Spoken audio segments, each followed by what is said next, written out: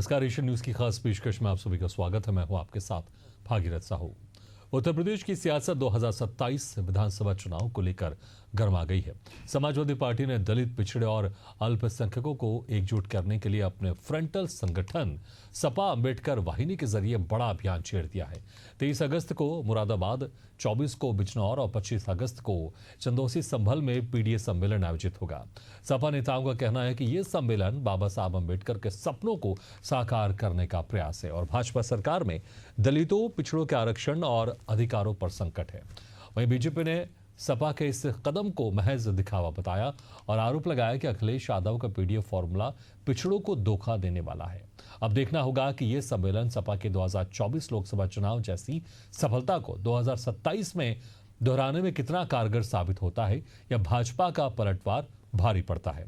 इसी खास मुद्दे पर करेंगे चर्चा, लेकिन पहले कुछ प्रतिक्रिया आपको सुना देते हैं।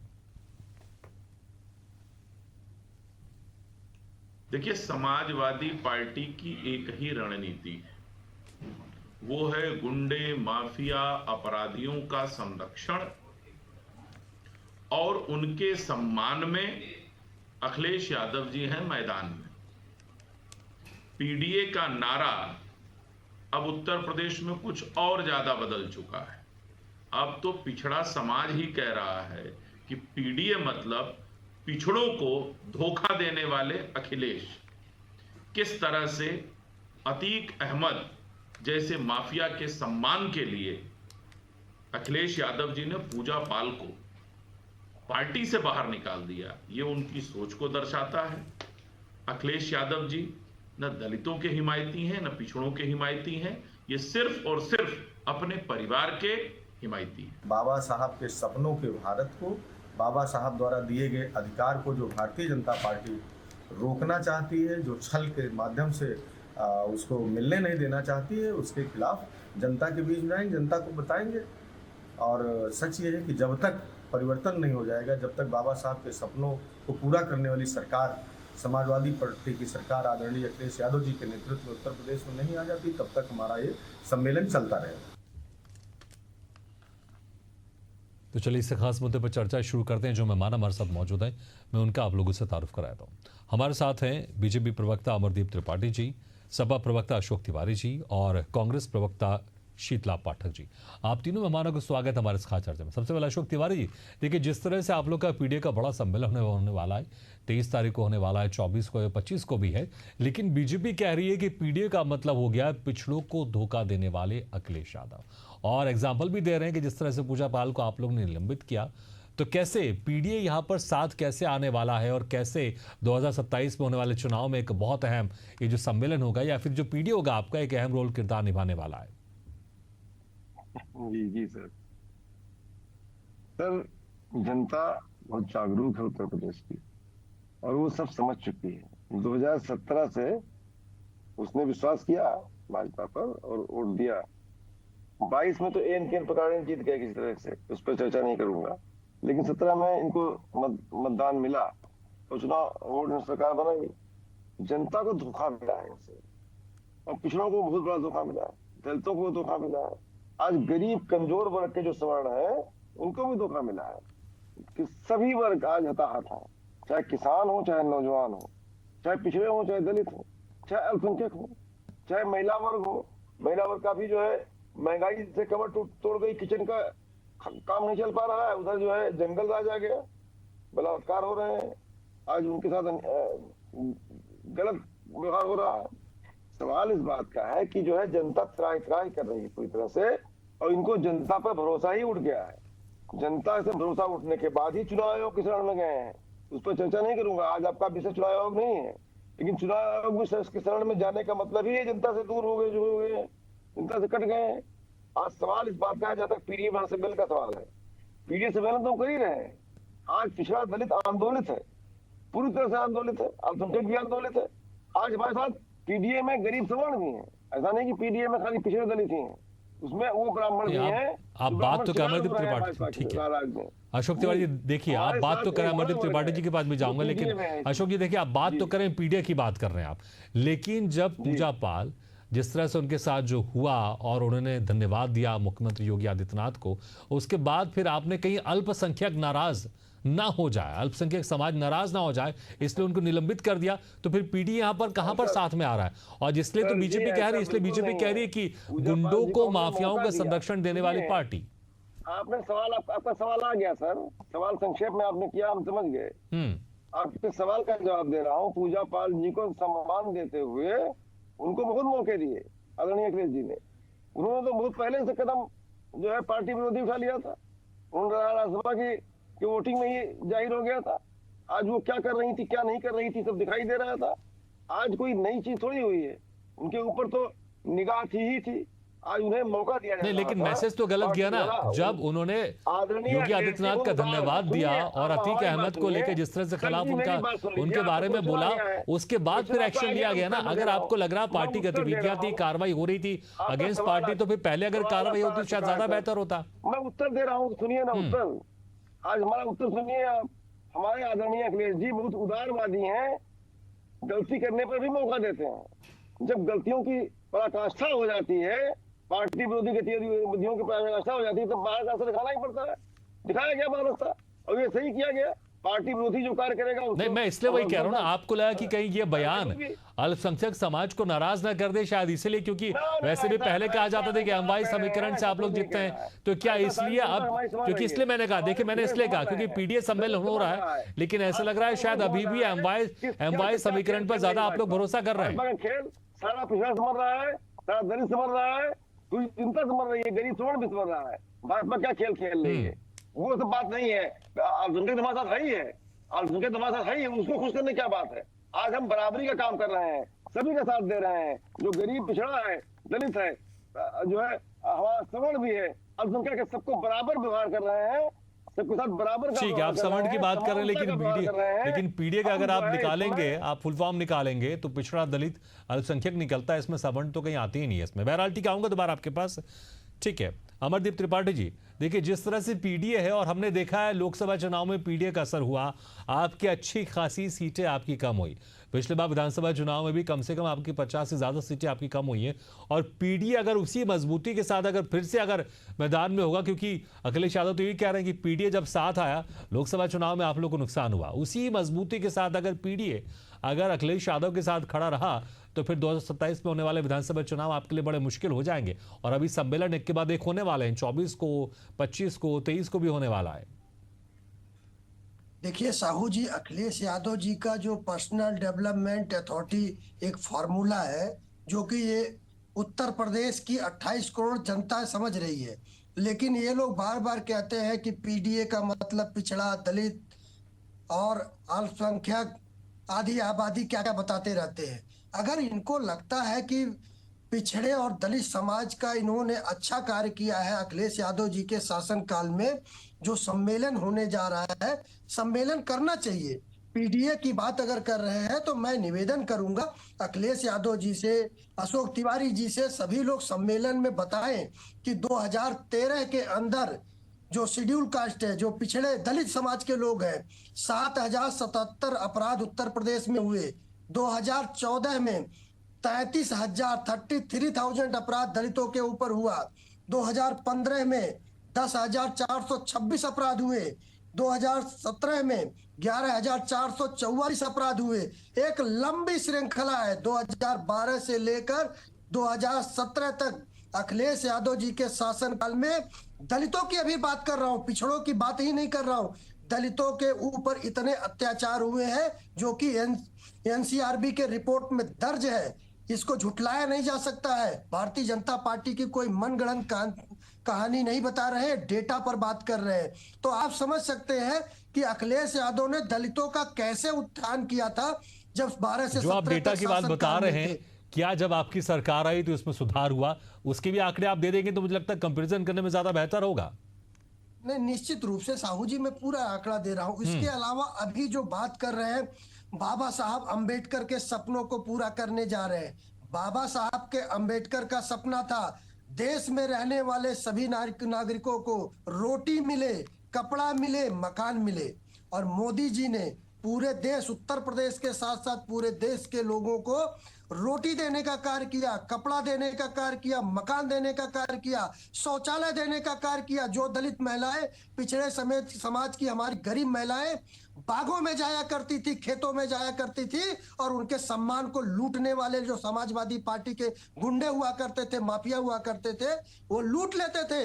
लेकिन मोदी जी ने एक संकल्प लिया और संकल्प लेकर सिद्ध कर दिया कि हमारी दलित और पिछड़ी जो गरीब महिलाएं हैं उनको इज्जत घर देने का कार्य किया।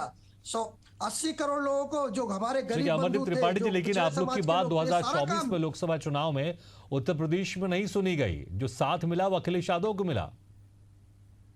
नहीं, देखिए, निश्चित रूप से लोकसभा चुनाव के पहले जिस प्रकार से अखिलेश यादव जी ने, राहुल गांधी जी ने देश की जनता को गुमराह करने का कार्य किया उत्तर प्रदेश से लेकर पूरे देश में, कि भारतीय जनता पार्टी को अगर 400 सीट मिलेगी तो अब आपको लगता है कि जो अगर आपके हिसाब से, आपके कहने के हिसाब से गुमराह हो गई थी जनता, तब आपको लगता है कि आप समझदार हो गई, आप समझ गई है वो?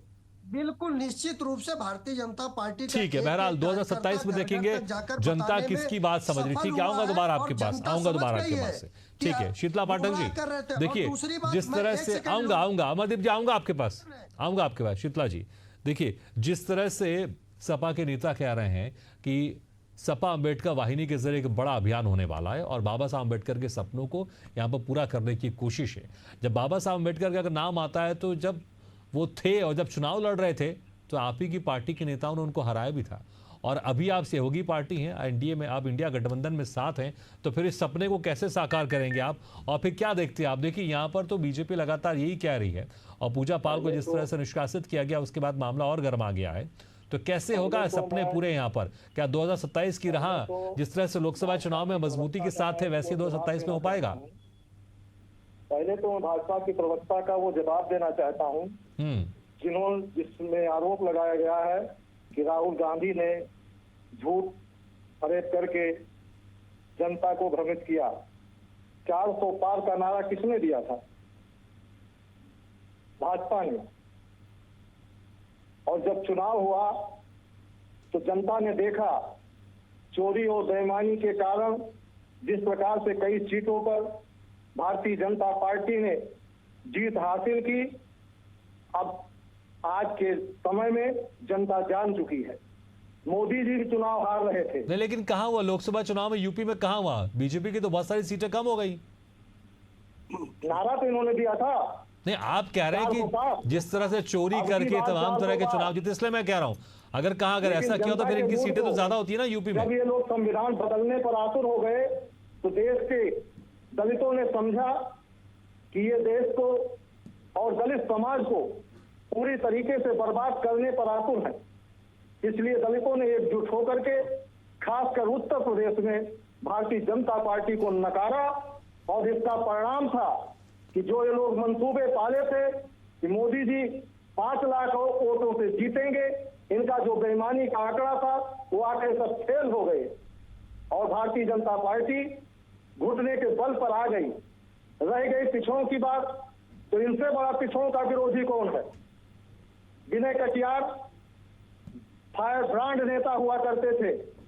आज किस किनारे पर ले जाकर के इन्होंने उस व्यक्ति को छोड़ दिया?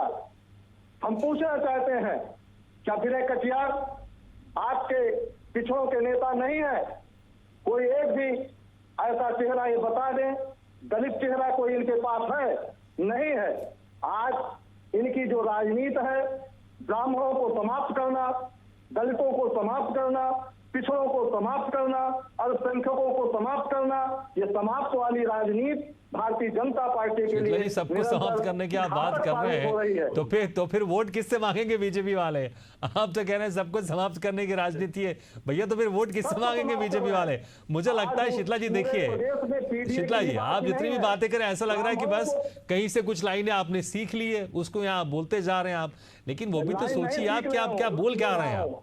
उत्तर प्रदेश में चाहे जितने भी ब्राह्मण नेता हो, या तो उनके खिलाफ आपराधिक मुकदमे लिखे गए या तो उनको जेल में प्रताड़ित किया, यहाँ तक उनके बहन और बेटियों के साथ भी अपमानजनक। ठीक है, तो आप कह रहे हैं कि बीजेपी सबको समाप्त करना चाहती है, फिर सवाल तो ये होगा कि भैया आखिर वोट किससे लेना चाहती है। ठीक है, अमरदीप जी से पूछूंगा मैं, लेकिन अशोक तिवारी जी, अशोक जी देखिए, इस सम्मेलन हो रहा है, पीडीए की बड़ी बातें हो रही है, इसमें कोई शक नहीं, और लोकसभा चुनाव में इसमें फायदा भी हुआ है आप लोग को, इसमें कोई शक नहीं है। लेकिन हमने देखा है कई राज्य ऐसे हैं जहां पर लोकसभा चुनाव में जो स्थिति रही, जैसे महाराष्ट्र की बात कर लें, लेकिन विधानसभा चुनाव में ये स्थिति बदल गई और बीजेपी कहती आई कि जो जिस तरह से विपक्षी पार्टी ने संविधान बदलने का एक गलत नैरेटिव सेट किया था, उसके कारण सीटें कम हुई है। तो जो लोकसभा चुनाव में एक मजबूत स्थिति में आप लोग थे और यही पीडीए के भरोसे आप लोग को लगता है कि आगे चलकर 2027 में भी यही स्थिति होने वाली है और इस सम्मेलन का असर होने वाला है। जी सर, आप तो जागरूक पत्रकार हैं सर, एंकर हैं, बुद्धिजीवी हैं। आज आप देख रहे हैं कि भारतीय जनता पार्टी, आप विधानसभा की बात कर रहे हैं, लोकसभा में तो खैर जो हुआ वो सामने है, इनकी सीटें कम हुई और ये बुरी हार हारे, तमाम एन केन प्रकारण करने के बाद भी कुछ ज्यादा कर नहीं पाए और सबक सीखना पड़ा इनको। और जहां तक अगर अच्छा चुनाव हो गया होता, घपला नहीं हुआ होता, तो सरकार भी न बन पाती इनकी। इस विषय पे जाने में ज्यादा समय लग जाएगा, अगर इसमें ज्यादा बोलूंगा ज्यादा समय लग जाएगा। सच्चाई ये है कि विधानसभा चुनाव आते आते चुनाव आयोग के सहारे हो गए। आज आपके संदीप चौधरी जी और दिवांग जैसे पत्रकार ने, आपने सुना होगा उनकी चर्चा, किस प्रकार चर्चा की है। आज पत्रकार वर्ग किस तरह से सामने आ रहा है, आज तमाम बुद्धि पत्रकार किस प्रकार चुनाव आयोग की धज्जियां उड़ा रहे हैं। चुनाव आयोग ने किस तरह से जो है गलत काम किया है, और सर्वोच्च न्यायालय ने जब कहा है बिहार के SIR पर, तब जाकर के आधार कार्ड को जोड़ा है। क्यों आधार कार्ड नहीं जोड़ रहे थे, क्या मंशा थी इनकी जोड़ने की? SIR करा रहे थे क्या पहले से इतनी बड़ी गलतियां थी? SIR क्या पहले सब सारे चुनाव फेक हुए हैं क्या? पहले जो चुनाव हुए हैं, तमाम सवाल उठते हैं, एक सवाल नहीं उठता है।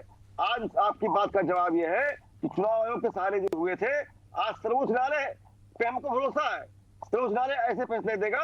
अशोक जी, अगर आपको लग रहा है कि चुनाव आयोग इनकी जेब में है और सरकार की जेब में चुनाव आयोग रहता है, तो फिर तो आप लोग को इसकी कोशिश ही नहीं करनी चाहिए। फिर आपको अभी से मान लेना चाहिए भैया कि हम तो जीतने वाले ही नहीं है और हम जीत ही नहीं सकते। अगर आपको लग रहा है कि चुनाव आयोग निष्पक्ष नहीं है, वो सरकार जिसकी सरकार रहती है उसका साथ देता है, तो फिर इतनी कोशिश क्यों, फिर इतने दावे क्यों कि पीडीए के साथ ही कारण आप लोग की सरकार बनेगी? अशोक जी, बस मुझे इतना जवाब दे दीजिए आप, अगर आपको लगता है कि चुनाव आयोग निष्पक्ष नहीं रहता है, चुनाव आयोग सरकार के साथ रहता है, चुनाव आयोग बीजेपी की जेब में है, तो फिर इतनी कोशिश क्यों? फिर आपको मान के चलना चाहिए कि हम तो हारने वाले। मैं वही कह रहा हूं, थोड़ा सा इसको स्पष्ट कर दिए, समय कम है मेरे पास। सुनिए तो सर, हम भी लामबंद है, जनता लामबंद है, सर्वोच्च न्यायालय हमारे साथ जो है न्याय करेगा, इसे हमें विश्वास है। ये नहीं करने देंगे चुनाव को, ऐसी मनमानी है। तो 27 के चुनाव हम पूरी तरह जीतेंगे, जीतेंगे, जमानत जब हो जाएगी भाजपा की। अगर जीतेंगे तो ये मानेंगे आप लोग चुनाव आयोग निष्पक्ष है, लेकिन अगर हार गए तो फिर आप कहेंगे चुनाव आयोग निष्पक्ष नहीं। ठीक है, चलिए, मेरे पास समय कम है, मेरे पास समय कम है। ठीक है, अमरदीप त्रिपाठी जी, देखिए अमरदीप त्रिपाठी जी, जिस तरह से शीतला पाठक जी कह रहे थे कि भैया कि आप लोग तो सबको खत्म करने की कोशिश कर रहे हैं, आप लोग चाहे बात कर लें, अपर कास्ट की बात कर लें, पिछड़ों की बात करें, दलितों की बात कर लें, आदिवासियों की बात, सबको आप लोग खत्म कर रहे हैं। तो मैंने कहा था कि फिर बीजेपी किससे वोट लेना चाहती है, इस पर आप जवाब दे सकते हैं, समय मेरे पास कम है। देखिए, अभी शीतला जी कह रहे थे कि जो है पिछड़े समाज के एक नेता के बारे में बोल रहे थे। शायद शीतला प्रसाद जी को ये नहीं पता है कि उत्तर प्रदेश के जो है डिप्टी CM केशव प्रसाद मौर्य जी पिछड़ी समाज से आते हैं और ब्राह्मणों का नाम लेते थे। आदरणीय ब्रजेश पाठक जी ब्राह्मण समाज के नेता हैं। तो ऐसे बहुत सारे एग्जाम्पल है। और दूसरी बात, जिस प्रकार से अभी हमारे भाई अशोक तिवारी जी भी कह रहे थे कि EVM की बात कर रहे थे और चुनाव आयोग की बात कर रहे थे। जब दिल्ली में चुनाव हारते हैं, हरियाणा में चुनाव हारते हैं, महाराष्ट्र में चुनाव हारते हैं और बिहार में चुनाव हारने जा रहे हैं, तब कहते हैं कि जो है चुनाव आयोग भारतीय जनता पार्टी के जेब में था। तो उत्तर प्रदेश लोकसभा चुनाव में हमारी सीटें कम आई तो चुनाव आयोग भारतीय जनता पार्टी के जेब से निकलकर क्या समाजवादी पार्टी के जेब में चला गया था? ये जवाब तो इनको देना चाहिए। और दूसरी बात, पिछड़े समाज PDA की बात करते हैं। पूजा पाल को, एक महिला जिसके पति की हत्या कर दी गई थी निर्मम, एक अपराधी और आतंकवादी प्रवृत्ति के अपराधियों के द्वारा, उसके बारे में अगर बोलते हैं, जो आज योगी जी के सुशासन के बारे में अगर वो गुणगान गाती हैं, उनको न्याय मिला है, तो ऐसे जो है पिछड़े समाज की एक महिला को पार्टी से निष्कासित कर दिया जाता है। क्या यही PDA है? ठीक है शीतला जी, जवाब दीजिए संक्षेप में, मेरे पास समय कम है, संक्षेप में। और जिस तरह से आप उस वक्त पूछ रहे थे कि बीजेपी के पास कौन सा बड़ा नेता है, तो आप लोग के पास कौन सा बड़ा नेता है यूपीए में? क्या आप लोग सिर्फ सपा के साथ ही चलने वाले हैं, सपा के साथ ही रहेंगे, पीछे रहेंगे, अपने दम पर मजबूती के साथ नहीं खड़े होंगे? संक्षेप में कांग्रेस पार्टी अशोक जी, आऊंगा अगर दम पर ही- समय होगा तो मेरे पास आऊंगा आपके पास। कांग्रेस पार्टी अपने दम पर आने वाले लोकसभा चुनाव को तो लीड नेता करेगी। तो बता दीजिए कौन कौन से वो बड़े नेता होंगे जिनके चेहरे सामने होंगे? कांग्रेस पार्टी के हमारे नेता हैं, अजय राय जी हैं, प्रमोद तिवारी जी हैं, डॉक्टर निर्मल खत्री जी हैं, हम्म तमाम नेता ऐसे हैं जो उत्तर प्रदेश के चुनाव को लीड करेंगे। ठीक है, चलिए समय कम है। अशोक जी आप जवाब दे सकते हैं, आप संक्षेप में। एक ही लाइन बोलनी है, जैसे भाजपा के प्रवक्ता हमारे भाई कह रहे थे, उसका जवाब दे रहा हूँ। अरे भाई, भाजपा ने भी तो उठाया है सवाल, चाहे ठाकुर अनुराग हो चाहे अनुराग ठाकुर हो, जो भी कह लीजिए, ठाकुर अनुराग कह लीजिए या अनुराग ठाकुर कह लीजिए, अनुराग ठाकुर जी ने जो सवाल उठाया है उस पर आज संज्ञान क्यों नहीं लिया? चुनाव आयोग ने कुछ भी नहीं बोला, उनको कोई नोटिस भी जारी नहीं करी। ठीक है, तो मुझे लगता है कि जो हारता है वो चुनाव आयोग पर सवाल जरूर उठाता है। चलिए, समय हमारा समाप्त हो गया। बहुत बहुत शुक्रिया अमरदीप जी और अशोक जी, शीतला पांडे जी, शुक्रिया हमारे इस खास चर्चा में शामिल होने के लिए। देखना होगा पीडीए का सम्मेलन कितना असरदार प्रभावी होता है सपा पार्टी के लिए, और क्या 2027 की राह यह आसान बनाता है सम्मेलन, देखने वाली बात होगी। इसी के साथ हमारे खास पेश करते फिलहाल इतने, लेकिन खबरों का सिलसिला लगातार जारी, आप देखते रहिए एशियन न्यूज़ है।